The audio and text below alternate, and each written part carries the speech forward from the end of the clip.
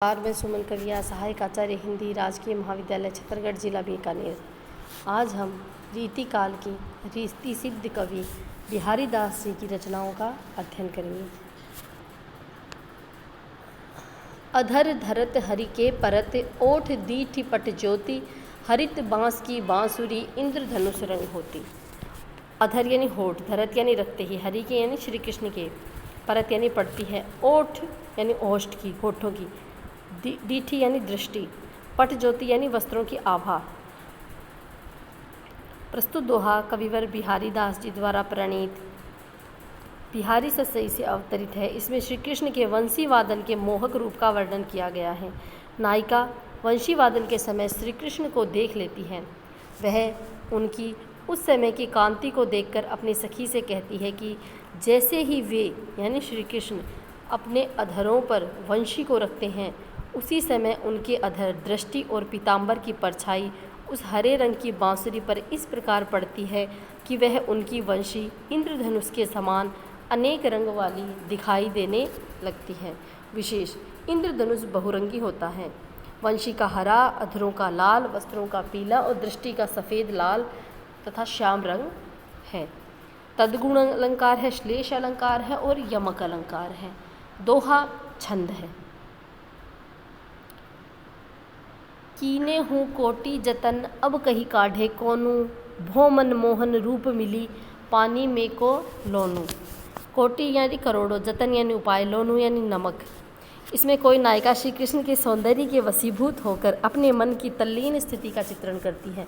वो कह रही है कि मेरा मन श्री कृष्ण के मोहक रूप में उसी प्रकार मिल गया है जिस प्रकार पानी में नमक मिल जाता है। पानी में मिले हुए नमक को करोड़ों उपायों द्वारा भी अलग नहीं किया जा सकता। उसी प्रकार श्री कृष्ण के रूप लावण्य में आसक्त मेरा मन अनेक प्रयास करने पर भी अलग नहीं किया जा सकता है। नायिका की आसक्ति और विवशता का चित्रण चमत्कारिक रूप में किया गया है।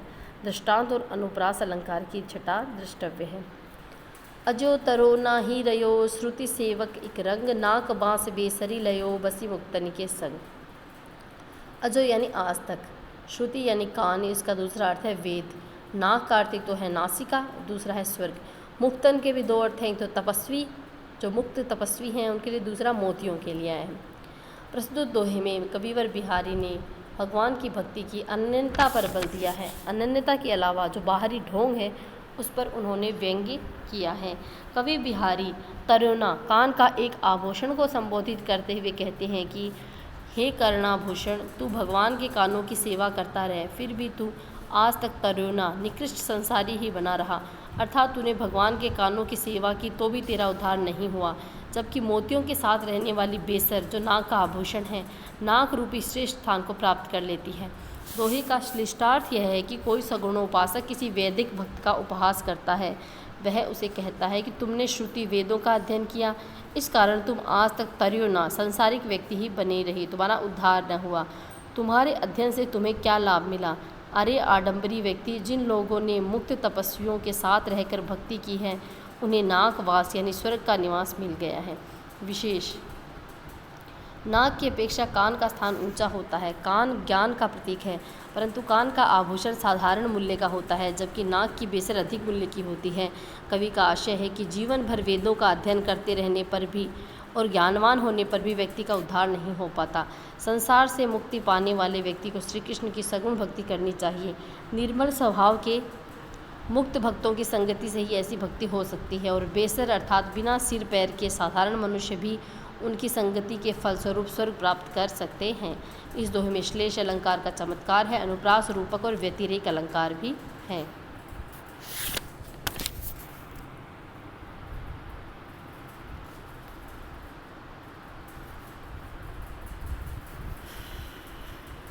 तो पर वारो उर्वशी, सुन राधिके सुजान, तू मोहन के उर्वशी, वे उर्वशी समान। यहाँ वारो शब्द का अर्थ है न्योछावर। उर्वशी, उर्वशी नाम की एक अप्सरा है और एक आभूषण है जो गले में पहना जाता है, और एक उर्वशी का नाम है हृदय में बसी हुई। यह दोहा बिहारी सतसई से उद्धृत है। इसमें नायिका राधा को लक्ष्य कर किसी सखी का कथन है। हे सखी, सखी कहती है कि हे चतुर राधिके, मैं तुम पर उर्वशी नाम की अप्सरा को न्योछावर कर सकती हूँ। क्योंकि तुम तो उर्वशी नामक कंठाभरण के समान श्री कृष्ण के हृदय में बस गई हो। राधा को रूप सौंदर्य में उर्वशी अप्सरा से भी श्रेष्ठ बताया गया है। इसी कारण उस पर श्री कृष्ण पूर्णतया आसक्त हो गए हैं। सखी द्वारा नायिका राधा की प्रशंसा की गई है। सखी द्वारा मान करने से रूठी हुई राधिका को मनाने के लिए ऐसा किया गया है। वह मोहन के हृदय में बसी हुई है, तो उस हृदय में दूसरी कैसे बस सकती है। यहाँ यमक, प्रतीप और उपमा अलंकार है। बतरस लालच लाल की मुरली धरी लुकाए, सोह करे बोहनी हंसे देन कहे नट जाए। प्रस्तुत दोहे में कवि ने बिहारी दास जी किसी नायिका या राधा की चतुरता का वर्णन करते हैं।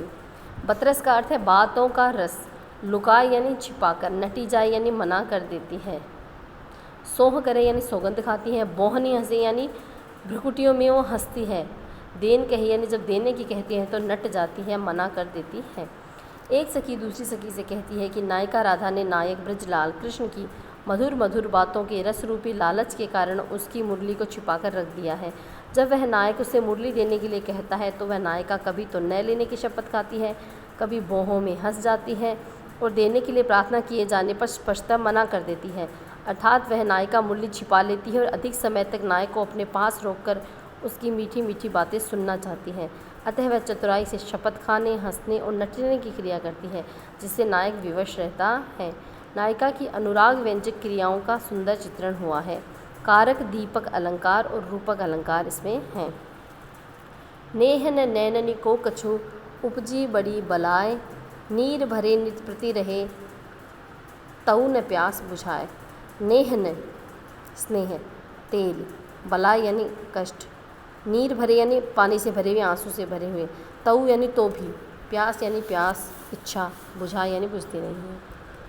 इस दोहे में कोई पूर्वानुरागिनी नायिका अपनी सखी से कहती है कि उसके नेत्रों की व्यथा का अंत नहीं। नायिका अपनी सखी से कहती है कि यह प्रेम रूपी तेल नहीं है, अपितु मेरे नेत्रों को अब ऐसी कोई बीमारी लग गई है कि ये स्नेह को भुला बैठे हैं। यद्यपि इन नेत्रों से निरंतर अश्रुपात होता रहता है और ये पानी से भरे रहते हैं, फिर भी इनकी प्यास, प्रिय दर्शन की तृषा नहीं बुझती है।